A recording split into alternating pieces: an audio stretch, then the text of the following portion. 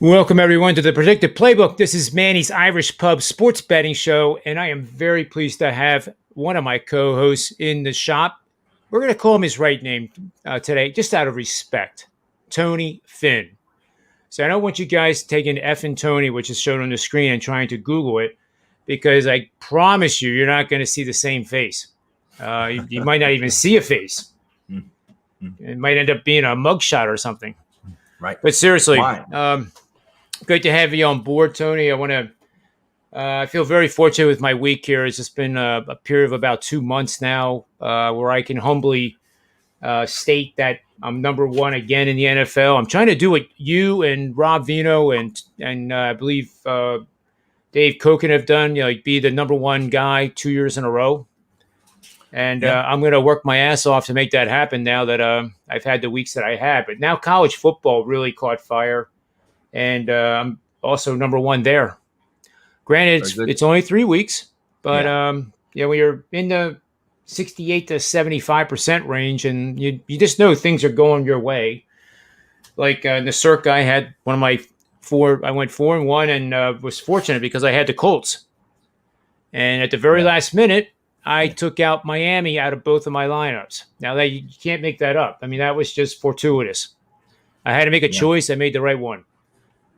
3 weeks from now, I'll be in the same situation, and I'll make the wrong one. It all evens out. But I do think the Colts should have won that game, though.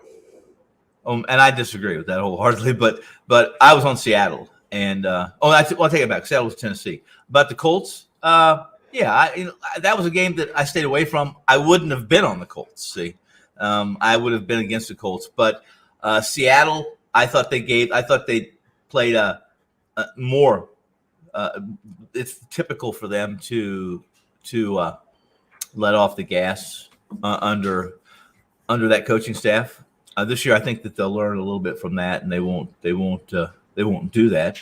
And I was the NFL card. I like so many. I just made a couple of choices. I loved the Buffalo Bills. I said all you have to do. The number was wrong in that game. However, if you looked at that matchup, it's not favorable for Miami. They got crushed twice last year. Make that 3 straight. Even worse this weekend. 35-0, I think, was the final, if I'm not mistaken. I mean, I couldn't figure out where the points were coming in that New England game of 43. I did hit that, but I did not back that up with the New England as well. I rarely play both side and total, at least release side and total on the same weekend. So New England, the Jets are just not very good. And Bill Belichick's record against rookie quarterbacks is something it's hard to ignore. So there you go. Oh, it is, and it's a record that it's not like coming off a loss of 3 or fewer points and having offense of over 400 yards. This team is X, Y, and Z. Belichick, I think now is 26-6 against a rookie quarterback. Yeah. And in truth, they were the better team in week 1. They lost to Miami. They were the better team. They outgained them. Everything they did, save a couple of plays, and that's all it takes in the NFL. Vegas won again, which is a big surprise in Pittsburgh. It was a couple plays. Pittsburgh didn't do this or that right a couple times, and not only did that I don't think that final score is not representative of the game. It was. Pittsburgh was not what they were the week before against Buffalo, and they should be, because I'm telling you it's to my advantage. I'm telling you right now, it's to my advantage because I will continue to fade Las Vegas, and regression to the mean will occur. They're not who they've been the first 2 weeks. Baltimore didn't play very well. Baltimore played their best game. How much respect is that for Patrick Mahomes? What you saw on last night when it's 4th down and they got a lead with how many seconds were there? A minute? It was a minute and change.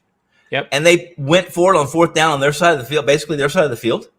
That's a ton of respect from Patrick Mahomes that you're not going to punt that and make him go 80 yards, 85, 90 maybe. Yeah, I agree. Wow. I agree. That's a ballsy call. That's a ballsy call.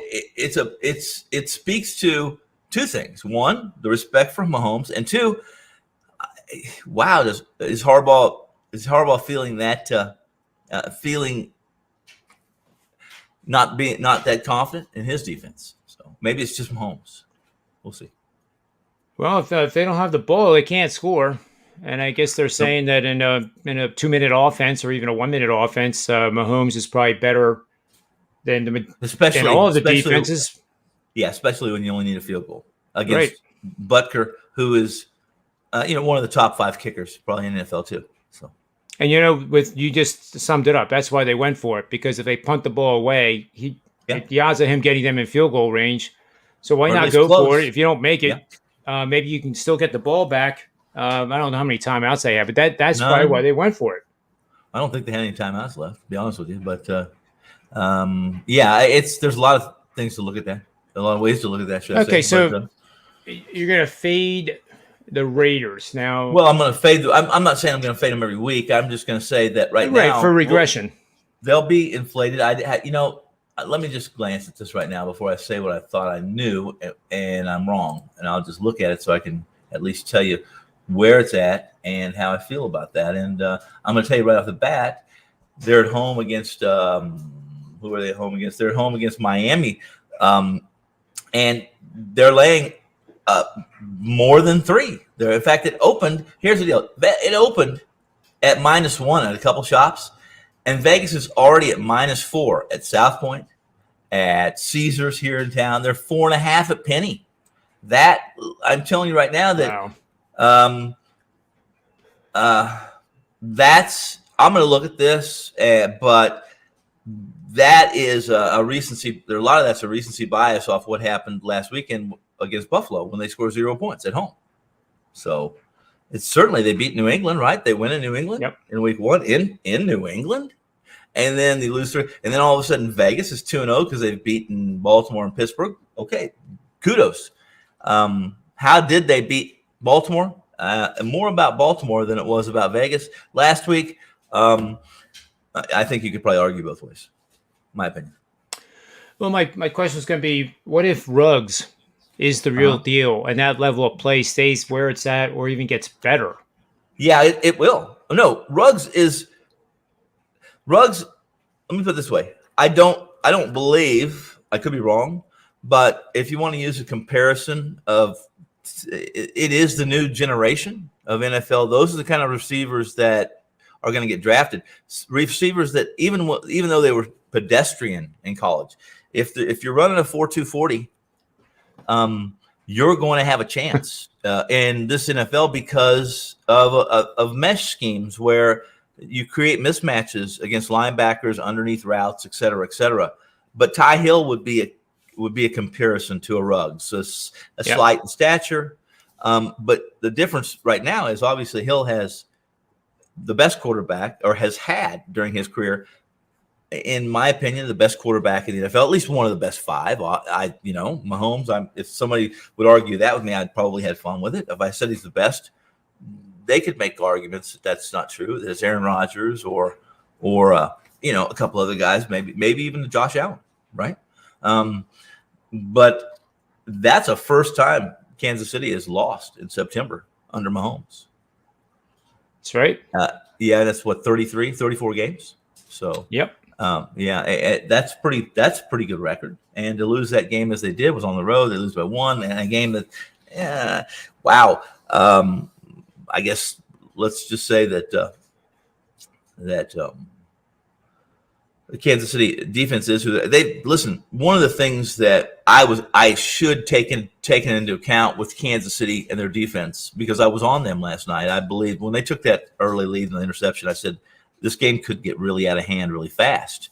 And Baltimore did some things fight back, but they've made some changes defensively, moving a tackle to a defensive end spot, for instance, and it plays a bigger role than.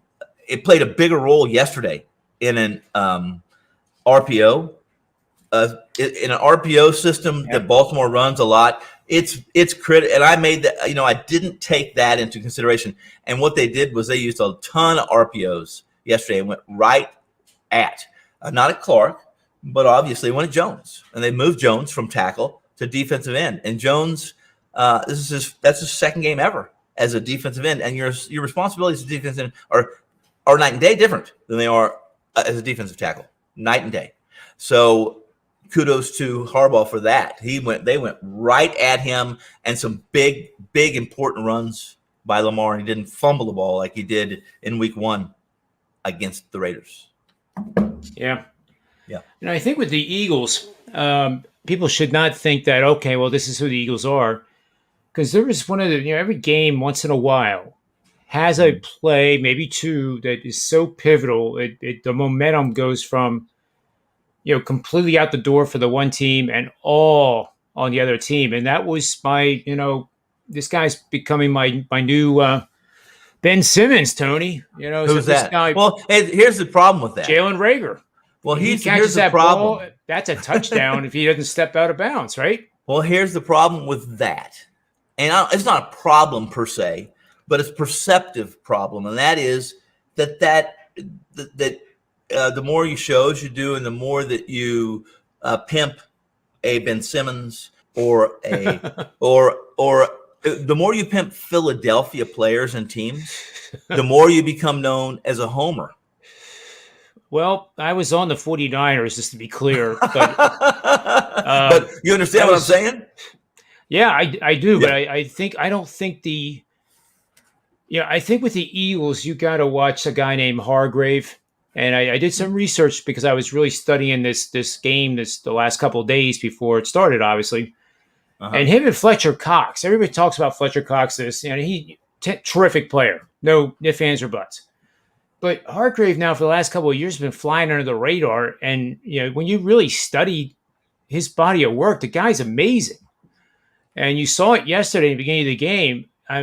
It was almost like he was unblocked, even though he was blocked. And he was causing problems for that San Francisco offensive line, which is a hell of a lot better than Atlanta Falcons offensive line the week before that the Eagles destroyed. So we have Dallas coming up this week, and that is in Dallas. Dallas, I think, is a 4.5 point favorite. But, I don't know for sure, but I bet you do. That offensive line for Dallas, I don't think is healthy now. And if that's the case, Dallas will not run the ball. Well, they were successful in against Los Angeles yesterday. They were successful enough to win. I don't think they played. I don't think they were over the top, if that's what you're saying. Well, the Chargers made so many mistakes too that allowed It's another one of those one possession games they lost. They was a difference the weeks before, but here's the truth is that Jay, you liked Hurts too. He made a ton. He was slinging the ball around the field too. I thought, and this is just my opinion, he gave the receivers some opportunities to make some catches downfield, considering he threw 7 passes of 20+ air yards. Yep. He connected on 2. And for the most part, that will assist in stretching the field. But he was 0 for 4, passing the ball under pressure in the second half. There's a lot of things to play against Jalen Hurts, especially against. Listen, I think you're on the right side. They were saying, Fran, that's an experienced team, a good defense where they're going to give issues. They're going to give problems to a young quarterback. And Hurts is essentially all his second year. He's still a rookie, in my opinion. So he's going to make those are tough. You're not everybody's a Mahomes that is 4 for 4 under pressure and 1 for 1 in blitz situations for a touchdown. You just not. Yeah. That's what happened yesterday, and they just quit. And this Harbaugh was smart enough to say, "I'm not doing it anymore. I'm not blitzing him. We're not going to do it. It'd kill us." In Hurts' case, it's probably a little different, but under that Sirianni's offense, he'll hit more of those deep shots eventually when he becomes a little more accurate, and he knows when to throw those when he's got both feet underneath him and there's nobody in his face, et cetera, et cetera. But Philly's got a long way to go. I think they have a long way to go because not necessarily in their division, not at all. I'm saying as far as overall, you can win that division. I think the Eagles, anybody can win that division. I really believe anyone can win that I division. I fully agree. I think we But learned too that the Jets are in no danger of winning a game. And actually, when I run my models, I think they'll probably be the worst team now, taking over that spot that the Houston Texans just seem to be magnetized to. But well, I would be they surprised. just show nothing, nothing. I would be surprised if that happened for two reasons, and I could be wrong. I would be surprised because I expect Wilson and their coaching staff. This is not a very good offensive line that Wilson's behind. Okay, I expect him to get better. And now I don't know what's the status on Tyrod Taylor for Houston. I don't know. Oh yeah, let's look it up because if he's gone, then that would be the second reason I would disagree because Taylor's an average NFL quarterback that's played above his pay grade. I think for 2 games, one at least the first game. But behind that, you have there's a lot of question marks and a lot of good coaches that will find 10 different ways to muffle anything Houston has done so far. And I haven't, like I said, I haven't looked at the injuries yet this morning. Let me go to my email, which I have a reliable guy who sends me. I just haven't glanced at it yet, and he'll give me the poop on Mr. Taylor. Now I could be wrong. I could be completely wrong, should I say? So, hey Rob, good afternoon, fellas. Maybe Rob knows. Maybe he has all the answers. If you need to know something, you just look up Veno. Look it up. Google it. If you need to find somebody to just carry on a conversation with you at 3 a.m. Eastern time, just find Tony Finn. He's right there for you. That's true. He's That's right true. there He for never you. sleeps, and even when he sleeps, doesn't sleep very well this time of year, especially when he's a miserable bitch on Sunday and loses. That's good. well, what was that? Who did the song "Russ Never Sleeps"? It probably was. Wasn't that the Stones? Johnny Cash, maybe. No, it was definitely one of those. I don't know. Maybe Grateful Dead. Maybe. No, Rob. The question was, Yes. what's the status on Tyrod Taylor? Yeah. You know what? I have not heard yet. There you go. But it looks like I was just looking at something where they're anticipating Davis Mills. Okay, well, To make I the know. next Listen, start. I heard he was day to day, but that the initial day to day is rarely, and hamstrings are funny. Okay. Yeah, and I think the problem is they go Thursday, and that's why what I was just watching here is anticipating Davis Mills is going to go on Thursday. So Well, the reason so you're briefed. I just see that too, Rob. It looks definitely like he's going to go because he's listed. Taylor's listed officially as day to day. I heard the 22 civil lawsuits against Watson were down to 21, so they may start him. I have kidding. confirmation. I have confirmation, though. Nonetheless, Texans confirm Watson won't play versus Panthers despite Tyrod Taylor's injury. I heard the same thing. Watson's not going to play. He won't play all season this year, right? He won't play this I year. would be very surprised. I was joking with that. My thing is this, and that is, I wanted Rob to know that we got to this point because John made a mention. He might think that the Jets will have the worst record in football as opposed to the Texans, especially since they already have won one game. And I said, well, I would argue with that only because I expect Wilson to get better. And the Jets coach have to make some adjustments for a bad offensive line.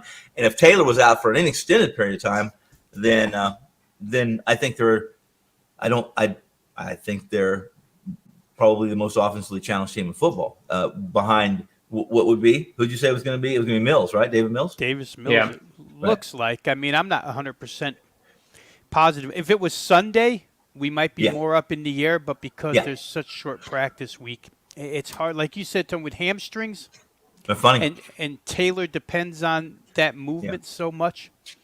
I'd be surprised if they rushed it with him. He looked good. And I don't think – is it fair that we shouldn't be comparing he's a big guy, 6'4", 6'5", 225, 230, and a smart because he's a Stanford kid, that he's not Andrew Luck. I think if you look it up, Davis Mills, I mean, before people actually go out there thinking that he's just another 6'5", pure pocket passer, stiff back there, Right. and run right to Carolina. Davis Mills was actually, and I'm pretty sure I'm correct on this, he was the high school player of the year in Georgia, of all places. I mean, there's a Right. lot of talent in Georgia, and he was the top talent coming out of there, out of high school. And chose to go to Stanford. Is that Yeah, straight? he wound up at Stanford. I think maybe because he didn't see a starting position, or maybe because he wasn't recruited at Georgia. I don't know the full story behind it, but he had a lot of high-end scholarship offers. Ended up at Stanford. Didn't play a lot at Stanford because they had quarterbacks in the way. But when he did, he looked like the best of them all. And yesterday he showed you some movement outside the pocket on a couple of passes that maybe people, are just going to immediately assume he is the next, Kelly Stouffer or whatever. But he's really not. It'll take time, but he's better than people think. He's got a really good arm, really accurate arm. So, I mean, we'll see. and again, everything a lot of this is speculation, and I was commenting only on John saying that the Jets are going to be now maybe not win a game. Hey, listen, that's possible. I'd have to look at the Jets' schedule, but I'm not assuming. I'm assuming the Jets don't have a first place schedule, so there's going to be some game along the way there where they're going to run into a team or a situation that allows them to not be a 10-point underdog. So yeah, the Mekhi Becton injury doesn't help them any. No. But I mean, if the analysis is based on what you saw yesterday, I mean, who didn't expect what happened yesterday to happen to that poor kid? That kid is way better. You can't throw that kid into the fire in any worse situation than his very first home game in front of fans against Bill Belichick running a defense. I mean, that was going to happen. That was so predictable, it was ridiculous. Yeah, it was Bill Belichick against a rookie quarterback. Now, as I told John, I didn't have a very good day yesterday. Part of it is I made 2 changes yesterday from winners to losers, and it was after you and I had an issue entering plays that night. So I waited till I disappeared on you. I fell asleep at my desk, and then when I woke up, I made 2 changes that went from again. So I should have a decent day, and I didn't. And that's not the system's anything like that. That's my fault. I'm accountable for me. But I couldn't see in this day and age of football. When I write, I don't see where 43 points are coming from in this New England game. I didn't see 43 points. So I played the under.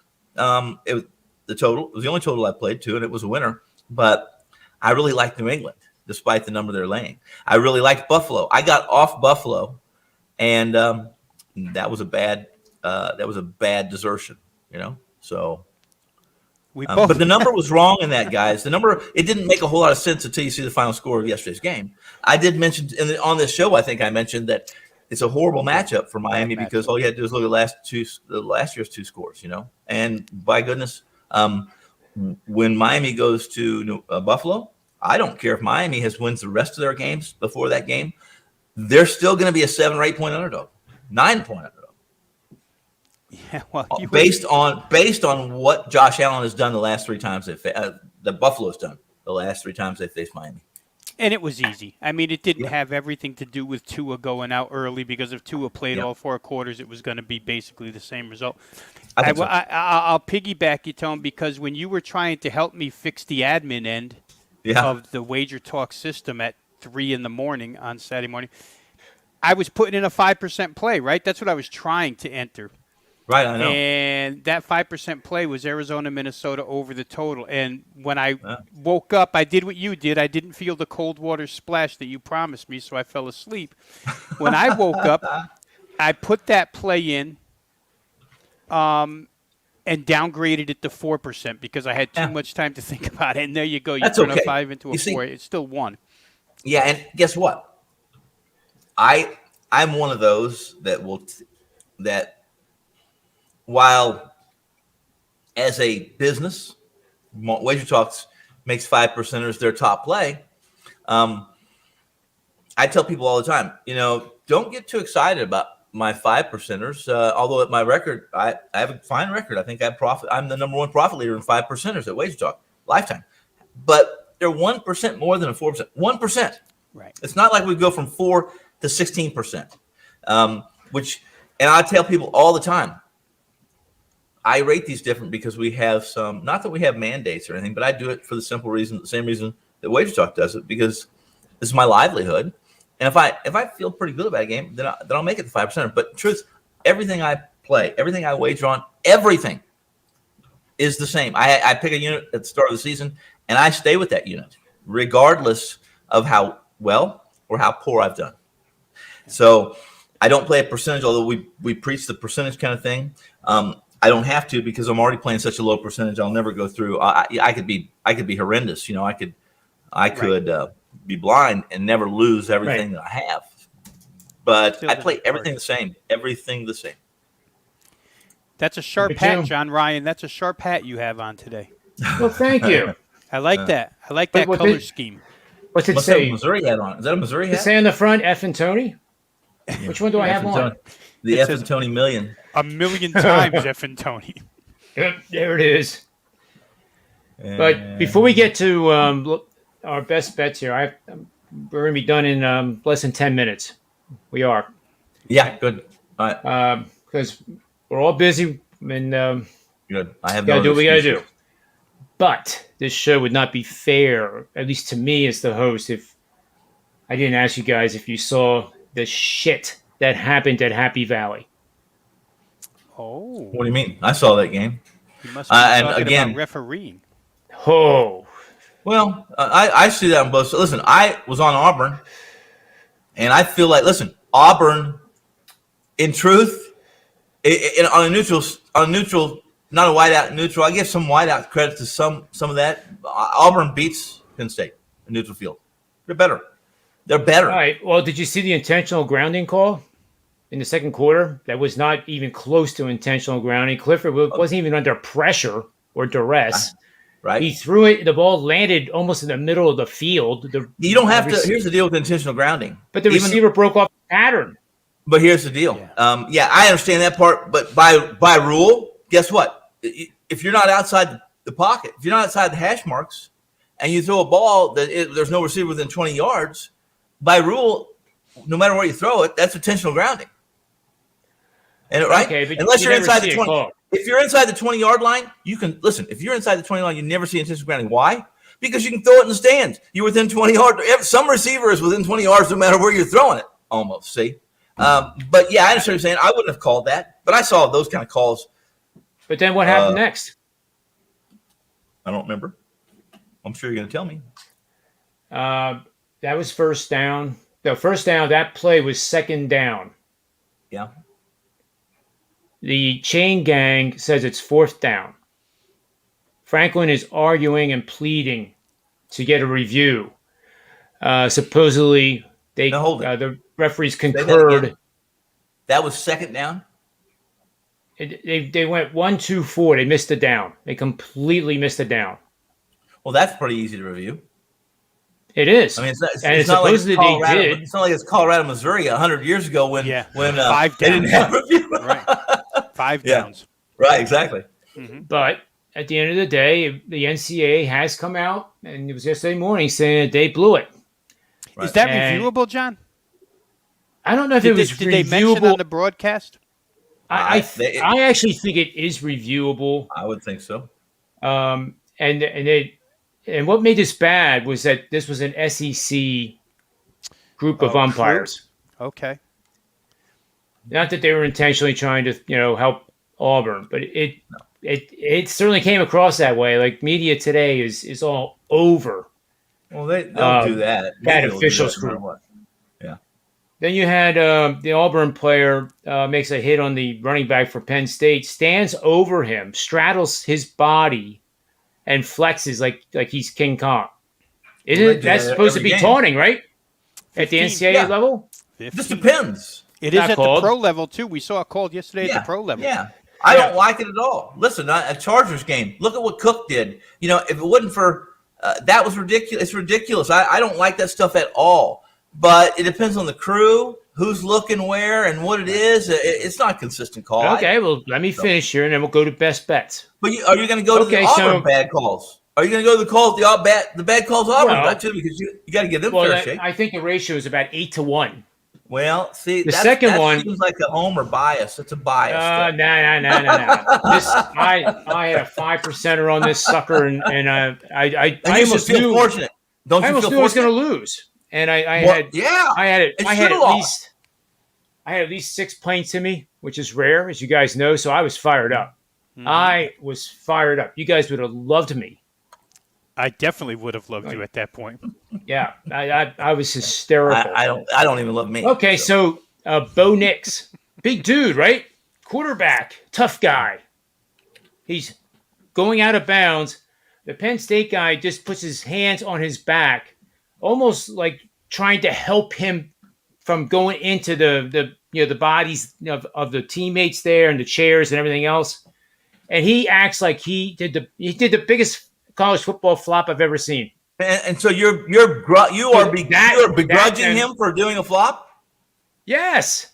You're begrudging. That's such a subjective call. That's crazy. How many of those calls? That's a crazy deal. Listen, now you don't call the taunting, which was obvious to. Again, you're reaching. You're nitpicking now, and I'm playing devil advocate. You're nitpicking now because what you're saying is that Auburn got every call in that game. I mean that Penn State got every. The whole game was. We talk about refereeing every week. This game was one of the most horrific officiated games I've ever seen in the last decade. But so I do think, feel the same way? I agree with the people that were at the game and the media reports that are being written now.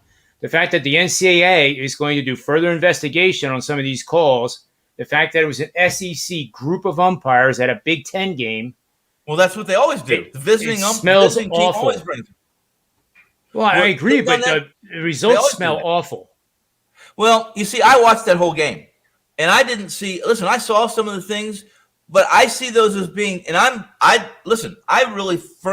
just think those are typical things that happen where one umpire. Listen, if a referee sees a different angle from where we saw Bo Nix do exactly what every quarterback is taught. Listen, if you get hit close to the sideline, do your flop. You make it look good. We'll take the extra 15 yards. I mean, the best actors on the stage of our galaxy are soccer players. They flop like you've never seen anyone flop in your life. And in the NBA, they finally have made a rule. Finally, yeah. But that's human nature fine or something. It's human nature, and that's what these kids do. I don't like it either. Those calls, guys, it's going to be very, very hard for the NCAA to prove intent on the SEC officials because I would they hate are to subjective. See that. I would hate to see and it. if you watch Joe Burrow yesterday did that to a Chicago Bears linebacker. He was going out of bounds. He saw him coming. He purposely slowed down and leaned his shoulder towards the guy coming at him and then fell and got 15 yards. So these quarterbacks will always do that. Back to the best word is subjective on the referee's part. Yeah. They're taught if there's a hit out of bounds, it's a flag. I don't care how hard it is, how intentional it is. If there's a hit out of bounds, it's a flag. So it's going to be hard to prove that there was something going on there. And that they were intentional. But how do you? I've never heard of a missed down in the history of my life. Well, that's troublesome. That's troublesome because there's a lot of people there. Look when that happened though. Penn State was in Auburn territory and driving. No, that's I assure you, John. I assure you this. That would have changed the game dramatically. Here's what I assure you. And that's not subjective. That's fact or fiction, one or the other. There's no SEC. There's no officials in that kind of a featured game that are going to intentionally miss a down because if they value their reputation, I give you that. They're not missing that on purpose. I give you that. But how in the hell do you not get it correct? Well, it's true because the sideline lines crew is all there too. That should have that. Intact. Now, there's a lot of people responsible for that.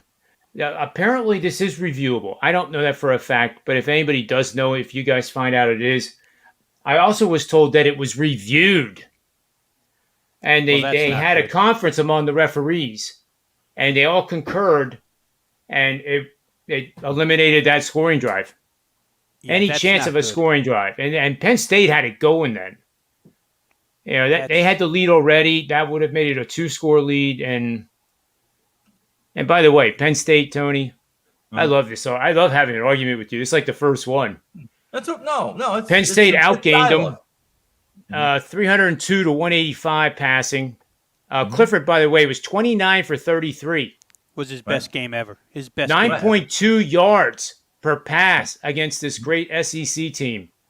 No, stop. They're not great. They're not great. This is an SEC team that's projected to finish in the lower half of the SEC. They're not great. They're not great. This is a first-year. Well, No. I'm not saying they are, but that's all the media talked about was, this rugged SEC team. Well, they're a physical team, and they have a good head coach. That coach. Well, they do. I agree. They're going to be fine under him. He's old school. Pretty good fit for Auburn. It's crazy because Brian Harsin wasn't even their first choice, but they wound up with maybe the best of the lot that they were choosing from. Yep. Nobody wanted the job, believe it or not. Nobody wanted the job. And in Harsin's hard case, to follow. And it also in Harsin's case, what he left was probably a lifetime gig if he wanted it to be a lifetime gig to go to a job that he was hired on. He didn't even introduce him until New Year's Eve or Christmas Eve. During a pandemic when he couldn't even recruit. And he knew this. And you can't recruit. It was a tough gig to take what he left if you feel like I do, which, Myers could still be coaching that small gig if he wanted to. There's guys, you don't think – how many jobs do you think the Gonzaga head coach has been offered in basketball? Yeah. He's never leaving Gonzaga. Well, never leaving Gonzaga. Absolutely. I mean, Brian Harsin could have been the huge fish in the group of 6. That's correct. And now Boise may even end up in a power conference the way things are going now, right? The way things are shifting. So, he could have been there. But the paycheck at Auburn is probably 2 times the size. Maybe the endorsement ability. Yeah. Is 5 times. 5 times the size. The the coach's talk show appearance on Tuesday night is probably 5 times the size. But listen, I'll tell you what Harsin's will tell you right now. If you interviewed him, John, he would say, listen, I'm terribly distraught with the calls. His teams aren't going to win that way. His teams are going to win I guarantee this guy is so old school. They're going to win the right way, or they're not going to, or they don't, he won't even accept the win. That's how, yeah. I mean, I'm having fun with it, but I'm not making any accusations of immorality. Yeah, I just cannot believe that when there's 4 downs and it's so obvious how to check that with film. Yeah, that's not good. Yeah. And if they did review it, and I will emphasize, I don't know that for a fact. I guess we'll know soon enough. That's inexcusable. It's inexcusable. Are you a Penn State fan? I like, you know what I like? I like the story about Clifford because I hate it. I hate it when a team or a player is just abused by the media. And this kid, is playing Division I football. He could be playing for Wyoming, for goodness sake. And that quarterback gets abused, and you're no good, and you suck. I tend to cheer for those guys to make the comeback and shove it up their rear end. Well, and that's exactly what Clifford's doing. I'm this. That's why I kind of like the guy. Well, those are the players. Look at Josh Allen. You think Josh Allen was ever considered a number 1 NFL prospect? He was considered that by many. In fact, that's why he's drafted. However, it takes some thick skin to play at the top level. And if anything, those kind of things help a player. If they have that ability, I never let the media do what they were. A kid who's got a good head and has talent. That kind of a press makes them better. It makes them ready, in my opinion. So I'm going to tell you something about Sean Clifford real quick. First of all, there was a quarterback battle between he and Will Levis, right? Will Levis is the guy who wound up transferring out. He's now starting quarterback at Kentucky. But Will Levis is 29 for 33 in that type of high-profile game the other night. And for the 103,000 that were sitting in Happy Valley the other night watching that game, there ain't one of them. Maybe there's one of them. I'm being too general here. That know who the hell or knew who the hell Mike Yursich was when they hired him. But I'm here to tell you that the offensive coordinator who not because he's one of my favorites for the last 10 years, but because he is that type of quarterback guru. And this kid's 29 for 33 and getting better because of his presence. Mike Yurcich is a great play caller. Never had the chance at Oklahoma State because Mike Gundy called plays. But he was the OC, passing game coordinator, that type of thing, quarterbacks coach. Went to Ohio State under Ryan Day. Same thing. Didn't get to call the plays, but was involved. Went to Texas. Did call the plays last year. Franklin keeps losing offensive coordinators. This is the best one he's had by far. And Sean Clifford will continue to get better with this guy as OC. And Penn State will get better offensively with this guy because he's that good. These things behind the scenes that, you get these 102,000 drunken people at Penn State who, say Sean Clifford stinks. There's 110,800. But now they love him. Well, and they don't even know the reason why, John. That's the point. They don't even know why they love him. Here's the deal. How much trouble – and now we're talking about Clifford, but – I think we can say the same thing for a Bo Nix, who has gotten a lot of bad press for his appearance, for his performance on the road especially. But how about this? 3 drop balls yesterday by Auburn or Saturday by Auburn, 3 that make a huge difference in that game. Nobody wants to talk about bad calls. Listen, 3 drop balls, several. One was a chance for a touchdown and a 2-point conversion to tie. Yep, I agree. Doubt. So Nix looks a lot better. Yes. What I'm saying is that it's so easy for us to pinpoint certain things in a game. And I've had yesterday, I can do it with my losses. I'm not going to do it. You know why? Because it's fruitless. It's absolutely fruitless. I have so much ahead. We have so much ahead of us to spend that time. And I'll tell you something right now.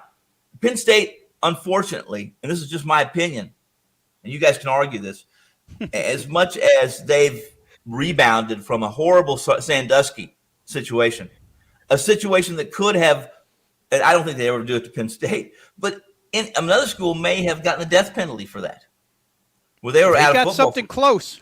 That's right. They got something close. Now, here's the deal. I believe that they lose their head coach. I believe he is the next head coach of the USC Trojans. Yeah. And he tried to squash that, right? But it happens to him every single year. His name that's is easy, but I just think he's almost a perfect fit. I mean, there's 4 or 5 guys I like. Where you putting him? Where you putting him? Where you sending him? Where you going to send him? James Franklin. Where you sending him? USC. Well, USC. He's almost a perfect fit. USC. Let me tell you, people. If you don't understand those out here, if understand something, to recruit at USC is the gold. Listen. Their facilities, gold standard. Money, gold standard. The living, gold standard. The girls, gold standard. The beach, pretty damn good. Pretty easy to recruit. And Helton failed. And listen, he's got some nice recruits, but he couldn't coach. This kid that came in to back up against Washington, down 14-0. And the backup comes in. Guess who the backup quarterback is? A 5-star recruit. You put a coach in with that team, and they're top 10 perennial. That university should have top 10 perennial every year, top 10 by default. I get all that. Take the girls and the beach out of it. In all seriousness, no, don't take the tequila out of it. In all seriousness, how much better? First of all, USC's in a ghetto. How much better are the facilities? At Penn State. Yeah. It's the same. They're both elite jobs, elite program. Pennsylvania is a fertile recruiting ground, one of the best recruiting grounds that's not in the South for sure. I could not agree more. Here's the problem. What's the better job? What's the biggest variable right now to being, if you're not only a coach, but a player, if you want to make money, where are you going to be? You're going to be in Happy Valley, or are you going to be in Los Angeles? I think he makes plenty of money in Happy Valley. I'm talking about him as much. He'll make 3 or 4 times more in LA. And the players really. I think I'll say this about him real quick, guys. How about his contract? His contract is among the elite. Oh, I listen right now. Okay, is it even close to SEC standards? Because that's what USC is. And here's the deal: recruiting wise, if I'm a kid who's going to make $1 million or $500,000 or $250,000 in Penn State, I'm going to make $2 million on my name and likeness in Los Angeles. He's got a ton of say-so here, Tony. I mean, I'm James talking about Franklin being has able a to recruit. lot of. I'm talking about being able to recruit. Right now, from this day forward, if you are a big market team, college, you just picked up 3 or 4 5-stars simply because of the money they can make while they're in college, as opposed to, the middle of Pennsylvania. Yeah, but still, he can get the 5 stars that abound in Pennsylvania and across the border into Ohio. This guy has started to keep those guys here. I mean, you see him in the pros running around. Again, I think has that changed? I guess it's a question. Changed? It's a question of personal preference for him. Does he like it here? Does he like it out west? Would he like it better? Kids? How about an 17-year-old kid? When you tell that kid, you're Helton, if he's still there. I don't know. I say, listen, I promise you're going to make $3 million on your likeness here in L.A. If you take this Penn State gig, you'll be lucky to make $200,000, $300,000. You know what? You may have a point there, but I wouldn't. The Penn State, the boosters.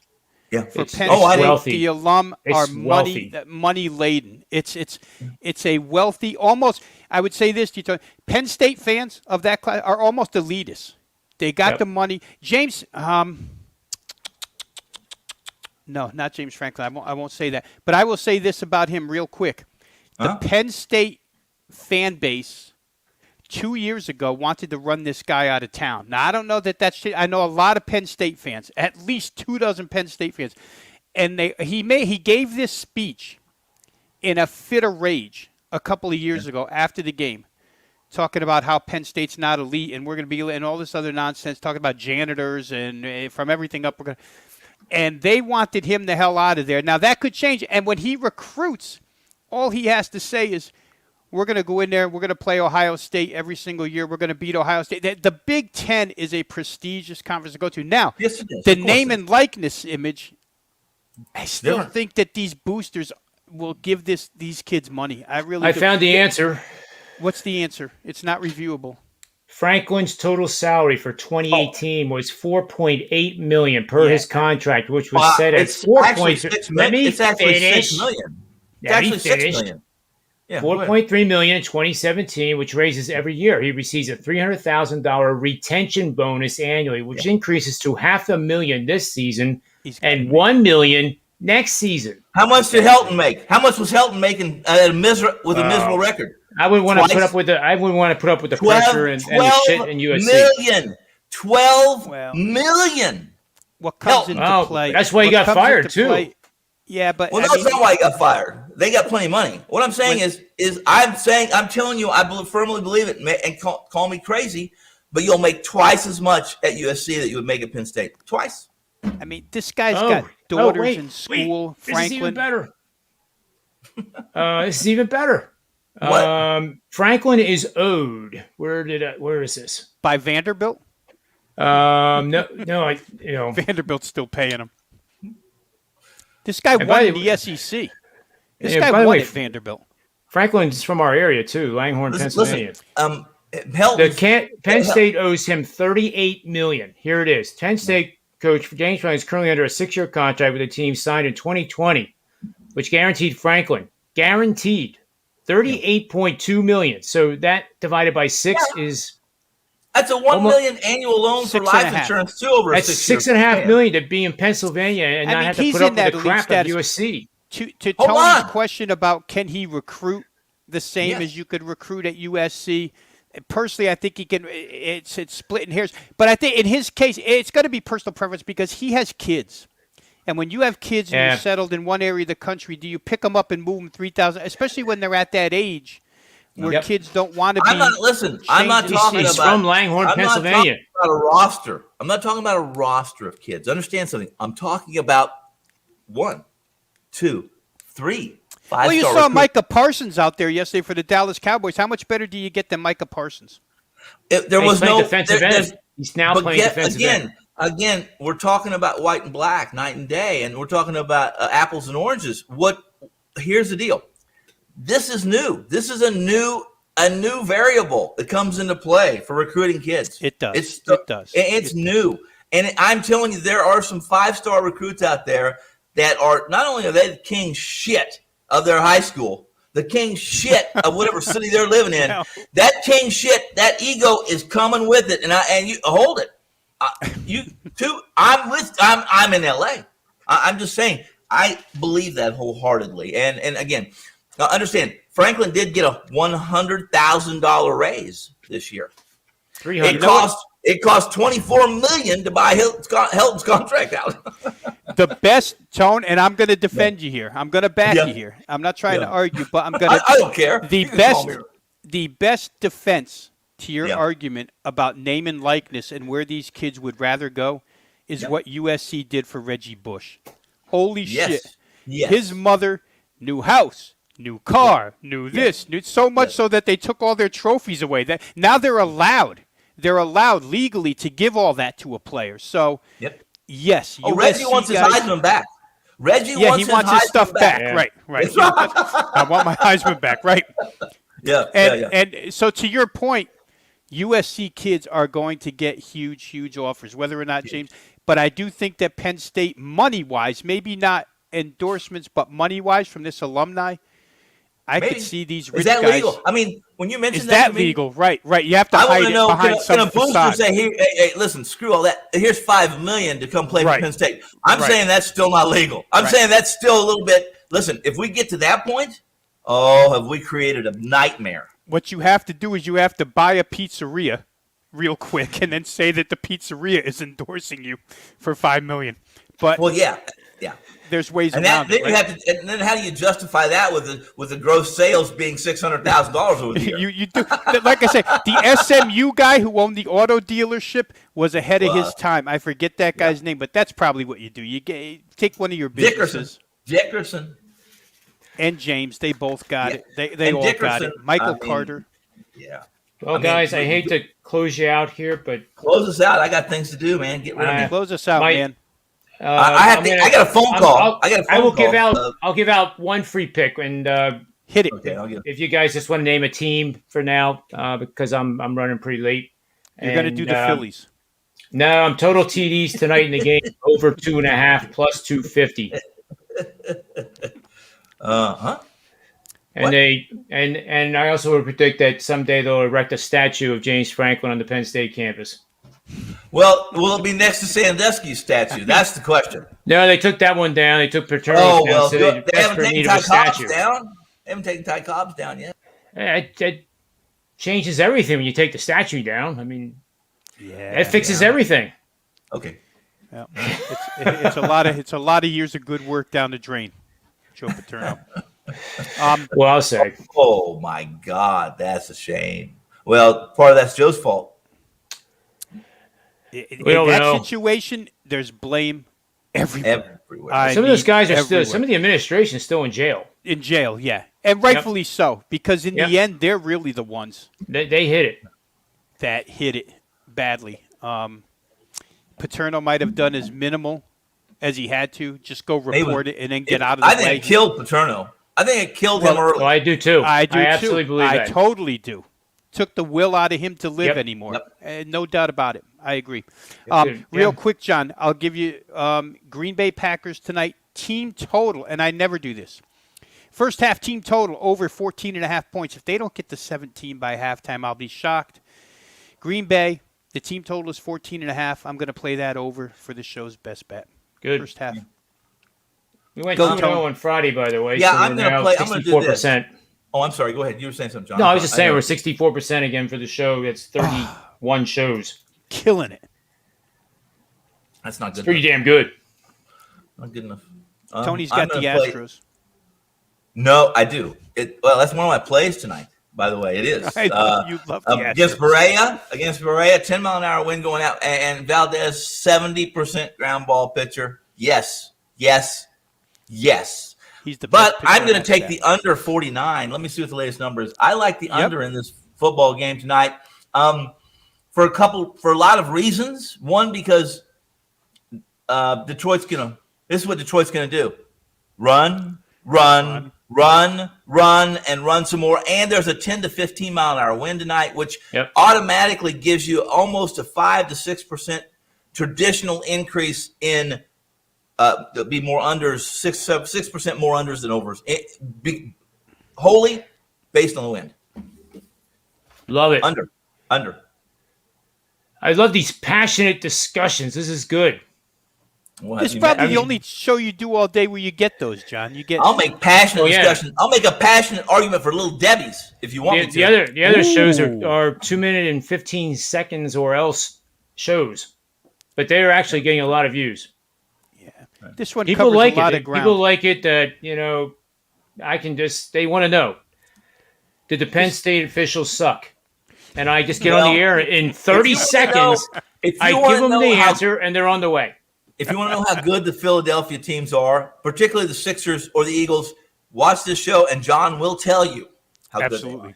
Absolutely. we didn't hear any Eagles talk today.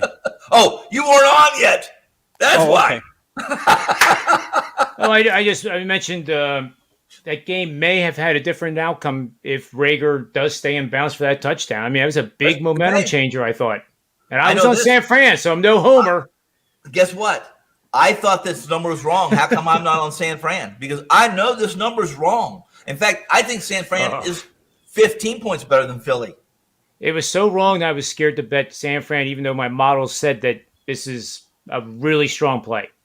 And I still was It was the hesitant. other play I got off of. Guys, it's been a great week. I'm looking forward to next weekend.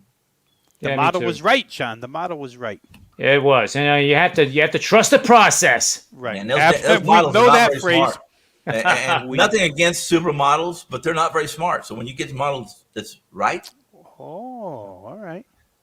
I don't even see my supermodels; they're up in the cloud.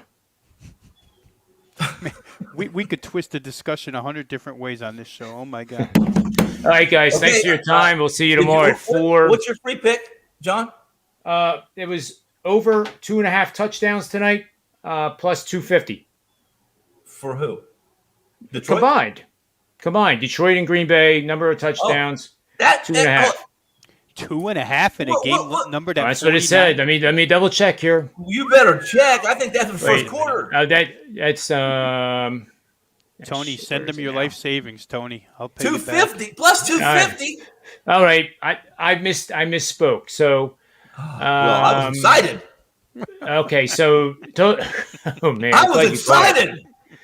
Over 6.5. Oh, no, you're right. Okay. I'm never going to be the same now. John. Over 6.5. John, I'm never going to be the same. I'm never going to be. And that line is plus 110. Okay. So there it is. But plus, sorry for the mistake. Plus 250. I like that. It was actually the only thing I could have written down here, it was close, was over 2.5 touchdowns for Detroit, and that's plus 150. So I must have been the Quaaludes. I think so. That's why I asked you that. Yeah, but you had me getting kind of an erection on that proposition. Oh my goodness! Here we go. Yeah. Tell me I'm wrong. Tell me if all three of us right now are offered over 2.5 at plus 250. Right. That we are going to stop. We're not going to stop to use the restroom, even if we have to go number 2. We're going to go to the book as fast as we can get there. Yeah. Value century. I'm there. Okay. All right, guys. I'm still with you. We're on this game tonight. All of us, the same game. I have a play. Well, I'm saying I have a premium play. It's going to be tough for all three of us to win this, but I'm rooting for us. Yeah, I didn't play. I just have that team total. Green Bay. Okay. Kind of more of a prop than anything Good else. to be here. Chargers did not charge James McGinnis. They got that same disease. The one score games, they can't win them except for Washington. Yeah. Wow. And if you want to complain about refereeing, James McGinnis, you have a case. That Charger game was brutal. I was on the Chargers. Brutal. Yeah. And there's James McGinnis, only in America. And he's from Australia, by the way. He lives in Australia. Must be Don King. That was Don King's place, only in America. His picture kind of looks like him a little bit. Anyway, for Rob Veno, Tony Finn, myself, and everyone that is on this great show, sportsmemo.com, waitertalk.com, let's sweep the board. Let's just keep the brooms going. 2.5 plus 250. I'm so deflated now. And thanks for listening and Fox checking.